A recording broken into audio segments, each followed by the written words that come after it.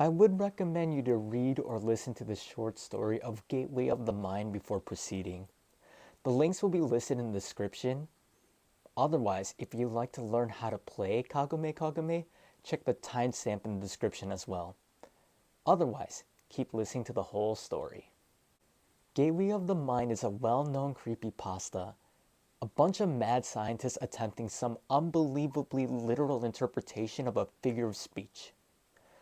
This experiment was performed promptly after World War II ended and seems to fit in with the long line of strange experiments performed by the Nazis during and/or post-war. This is the basis for the story. The Nazi reign was famous for its backdoor scientists and occult researchers. Special expeditionary divisions of the Reich were often sent out in search of artifacts or locations of occult or religious significance. Meanwhile, in Germany, bunkers were assembled and mansions and castles were fitted with labyrinths and dungeons which were filled with strange experiments and research notes. Whenever the Allies found these places, they were often gutted, burned, or otherwise destroyed and abandoned. Whenever a lab was found intact, the research was often incoherent or missing, or later destroyed by the Allies to prevent the Nazis from recovering any hidden data. A lot of Nazi experiments were kept under the radar, until recently.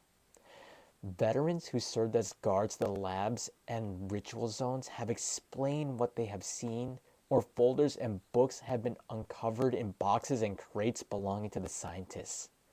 A fair few of these contain a common research goal. Exactly, the true power is often up to debate, but it appears that it is often described in Nazi research as immortality, unable to die, invincibility, or other factors surrounding losing the capacity to die in some way or another. The larger part of this research was actually legitimately based. Certain does of chemical compounds to aid blood flow in aging people. First, concepts that are now used in today's transplants, surgery, grafting, ointments that renewed skin, antibodies to various diseases, and fitness or dieting research.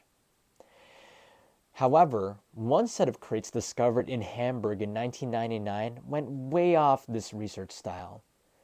This stuff crossbred the occult experiments and immortality research.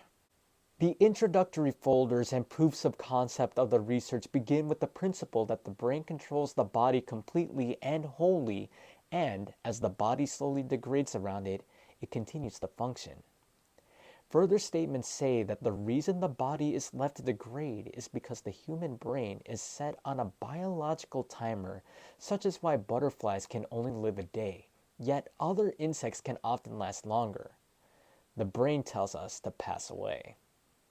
It is proposed that as the brain grows, it begins to make connections, resulting in human becoming more mature and having an advancing brain.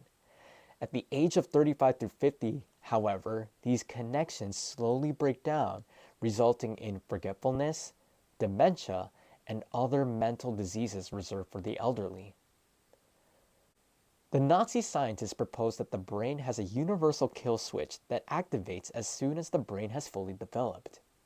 In all normal humans, this kill switch will initiate a shutdown sequence in bodily functions, which occurs over several decades.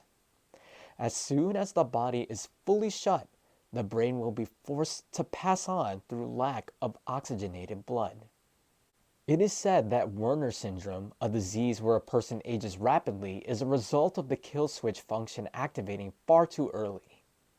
The Nazis proposed that they could remove the kill switch and give the human mind immortality, and from that, complete immortality.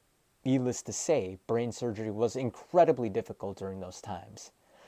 But it was possible.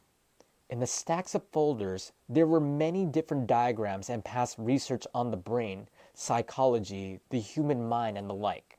The experiments were initially proposed to Nazi executives in 1940, and permission was granted to perform the experiments in 1942, under one condition.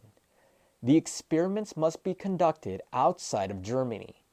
The German populace must not see this experiment in any way, shape, or form. It was no surprise to the scientists that the executives were paranoid about public relations, but the idea of performing the research outside of the fatherland was foreign in itself. Most experiments were performed in bunkers or basements. Regardless, the scientists compiled and were able to organize a setup with their ally Japan.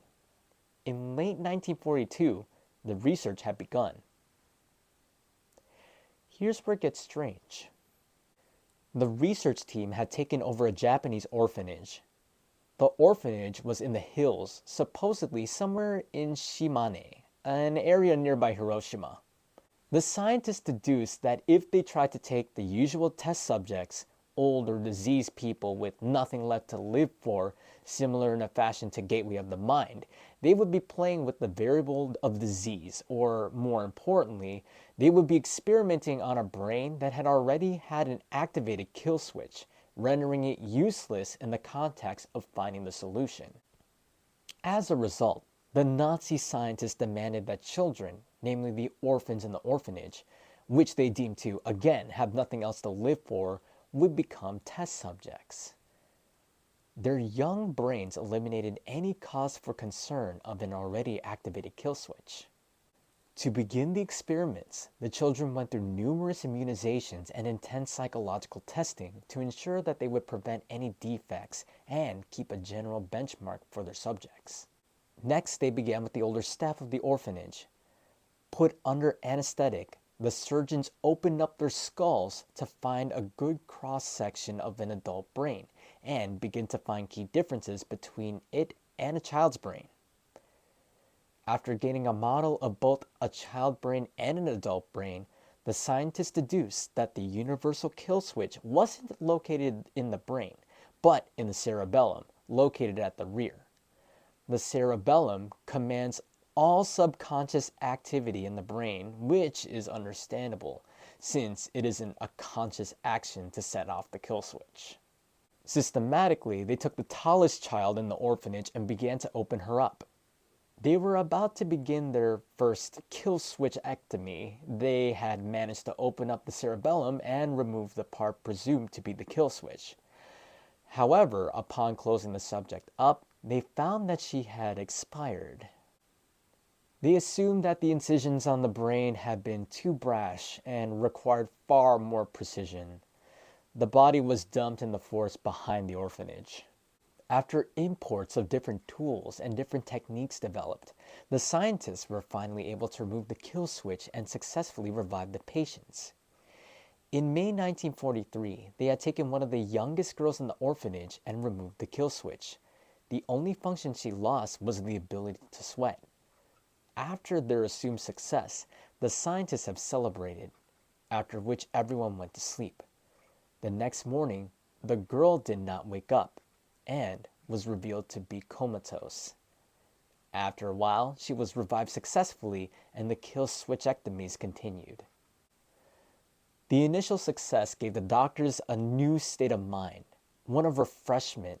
They were able to continue their experiments with the ease of mind that the theory was proven well.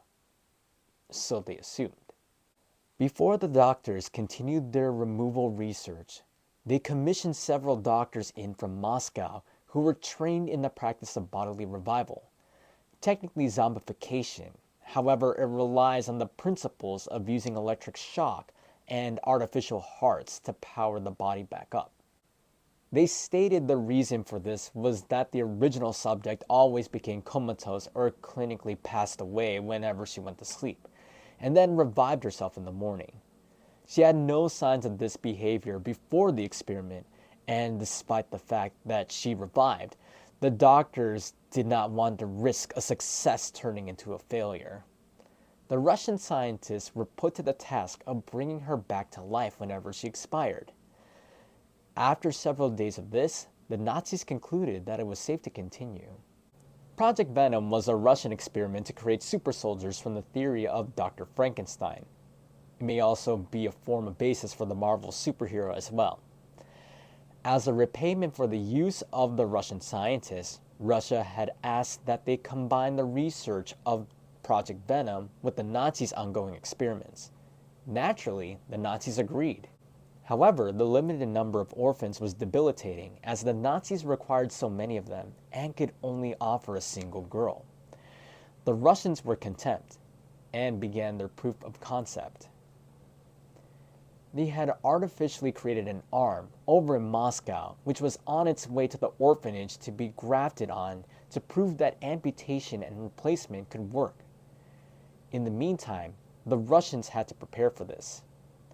The girl's right arm was amputated. Mysteriously, shortly after, the Russian scientists packed up their equipment and left. The replacement arm never came, and the girl was left with a bandage strapped over her kimono perpetually. The Russians were said to have left with a fearful haste, as if suddenly the air had turned too cold for their tastes. One child out of the whole orphanage did not approve of the scientists' presence. In her acts of rebellion, she stole paperwork and ripped it to shreds, broke glassware, and wrecked surgery theaters. Despite her young age, 8 years old, and size, she had a surprising capacity for destruction. It was noted in a journal that she was heterochromic as well, brown and blue eyes from left to right.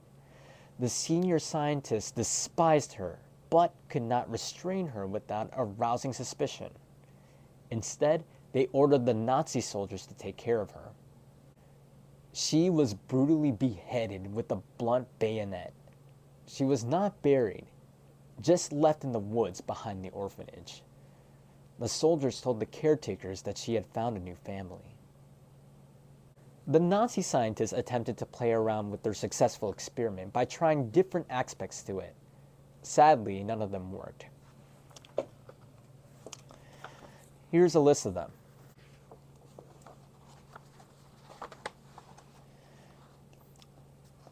Entry through the forehead.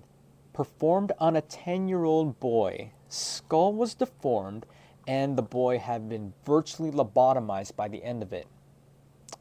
However, he wasn't vegetative as a result, although he was mentally retarded due to the experiment.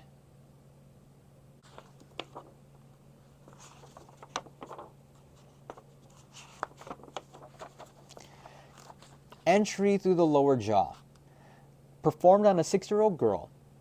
The tongue and most of the flesh on the lower jaw was removed and could not be replaced. The subject's sinuses were also scrambled.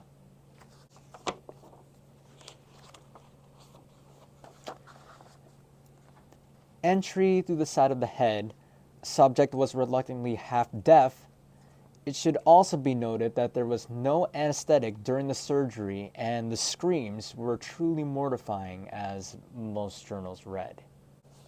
Despite the failures of these, the kill switches were still removed, and the subjects acted in much the same way as the first girl, expiring upon sleep. However, they were reduced to a mere 10 people due to all the previous failures. This is including the caretakers, and they had performed surgery on all the children. The doctors began to formulate ideas that in a child, a kill switch isn't already activated, but in an adult, a kill switch could be reversed using a chemical compound to eliminate the hormone produced and the kill switch then removed. This was performed on all the caretakers and was surprisingly successful as they all survived. During the experiments, scientists were told to watch over the successful children and monitor their behavior. This part gets freaky.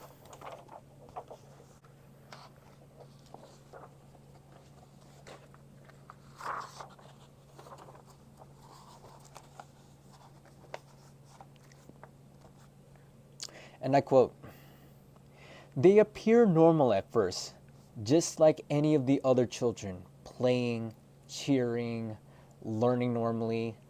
But when separated from others, they seem off. They stroll carelessly around with a blank smile on their face, their eyes looking straight at you. If approached from behind, their heads snap around with ungodly speed, and for a moment, you can almost see an expression so vile on their face that it makes you want to cower. But then you realize they're just forming their dreamy smile again. Another thing is that they follow us, but only when we are on our own. After finishing on my typewriter and heading to my room, I'm often given a fright by one of the children standing several meters down the dark hallway, staring at me. When I go off to my room, she follows me, and I shut my door, jam a chair behind it, and then I sleep safely. It feels like they're ghosts at nighttime. And the funny thing is, I keep seeing one child with reddish hair. I keep asking who the child is the next morning, but the caretakers say that they haven't had a child with reddish hair for a while, as the child who rebelled against the scientists had reddish hair. They also seem to be playing a game a lot more than when we started. I haven't gotten much knowledge of Japanese, but it seems that the game is named Circle You, or Kagome Kagome as described by one of the translators. A group of children surround one child and who sits in the center alone. They link arms and begin to move in a circular manner around the child, making scary faces at them and singing an eerie chant. You lose if you flinch. Upon talking to them, I've noticed they seem more dreamy, forgetful, and somewhat blank, as if the experiments wipe their memories as well. But it's not an innocent type of dreamy, rather something more sinister. They stare at you with wide eyes and ask you questions never thought they would know. One asked, "When your grandmother died, did she really leave you a gold-plated watch?" It may seem crazy, but my honest answer was yes. End quote.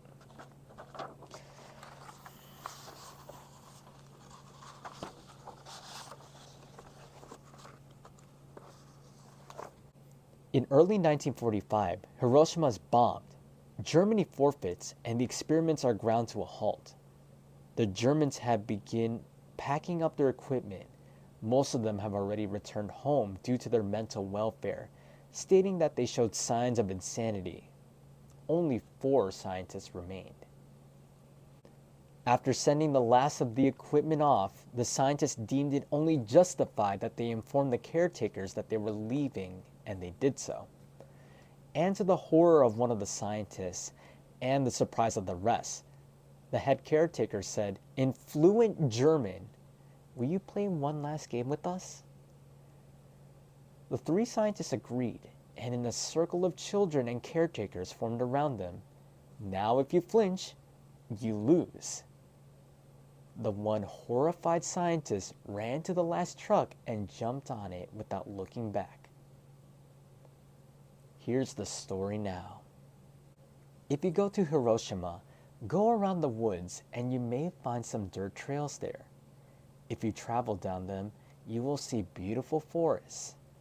But if you travel down one that has had signs of trucks going through, you will feel cold and you will see that a lot of trees are cut down. But don't wander from the path, or you'll likely get lost in those vast woods. If you pay attention, you will notice that the tree stumps look like kneeling people, missing heads. If you continue, the air will get cold, naturally because you're climbing uphill, right? Of course, eventually, you will reach a clearing with an old stone building in the center, vines covering the place. Go inside if you want to play. As soon as you open the door, a foul smell will come out, similar to that of a rotting corpse. If you look down the hall, it will be dark regardless of the time of day, since there are no lights. Continue down the hall, take the first left, and then go down that hall until you see one door that appears to be made out of a red-colored wood. The rest are brown. Open the door. You will find 10 happy children and caretakers, all wearing kimonos, playing in a normal playroom. One is missing her arm. Another is missing his forehead. and a third lacks a jaw, but all are bandaged with clinical precision. The place should be very clean and tidy, dependent on your standard of such things, and well lit. At once, your presence will draw the attention of everyone in the room, including the ones that look far too preoccupied or distracted. They will turn to look at you. Carefree smiles from each of their pleasant faces. The head caretaker, in all her beauty, will ask, "Will you come play with us?" By this time, if you haven't soiled your pants, you really should, to save you the trouble later. If you say no, the door will slam shut on you. And if you try to go down the hallways out the exit, you will only find another dark hallway. Open any of the brown doors and you should find operating tables or bunk beds. If you continue down the third hallway, you will realize that a girl standing several meters behind you, her face shrouded by shadow. Approach it and expect your doom. Continue down the hallway and try not to let her catch up with you. If you say yes, however, you will be welcomed into the room. The door will close behind you and everyone will form a circle around you. "Now sit down and don't flinch," a cheerful voice will say. Just follow the instructions and you will survive. All light will disappear from the room, yet you could see the circle of children, each with a vicious expression on their faces. One so vile, you will probably flinch straight up. If you could stomach that though, they will begin to move around and around you slowly. You may feel one of them lash towards you. If you look, however, there will be nothing there besides the children circling normally. If that wasn't enough, they will begin chanting, "Kagome, Kagome." I really can't explain any further. No one ever lives to tell the tale of what happens then. If you flinch before they chant, they simply continue as normal. If you choose to say maybe to the head caretaker or anything other than yes or no, it is told that the children's expressions will turn mortifying, zalgonic almost, and they will scream in inhuman voices, "Decide! Decide!" If you do anything besides say yes or no from here, it is told that the children and caretakers will slam the door on you. If you turn around, the story varies. Supposedly, your worst fear will be waiting at the other end of the hallway, separating you from your exit. Most notably, this character is Akamanto, or the Rake. The least you could do is greet the creature before he tears you onto oblivion. If he has the capacity, he may well respond, and you will pass on as a polite person. Don't greet him, and you will end up as another one of the beheaded bodies along the trail.